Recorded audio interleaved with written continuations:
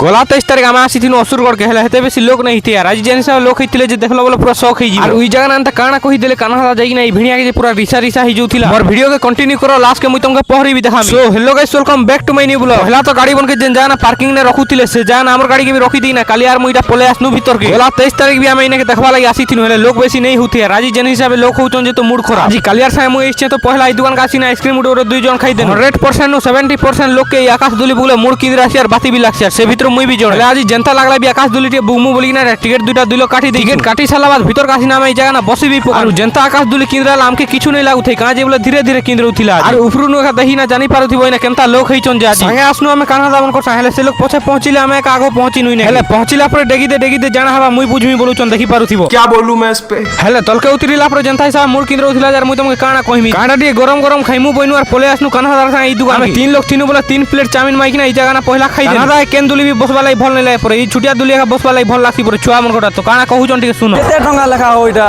40 टंका 40 टंका ए वाह एते रेट के मुई बसले केते टंका ना बाबू मैं बसले देखो कोने एडजस्ट करते हे पाके बस देमी अभी मैं गाली नहीं दे सकता हे पाके बस देमी ने तोरा पटिया देखड़ी बसै दबनी के लास्ट के बेसी टाइम नहीं बुली किंद्री कि ना इना आइसक्रीम उडो खाई कि ना पले आसनु पहरी देखबा लाई तो पहरी केनता होचे ठीक तमे भी देखो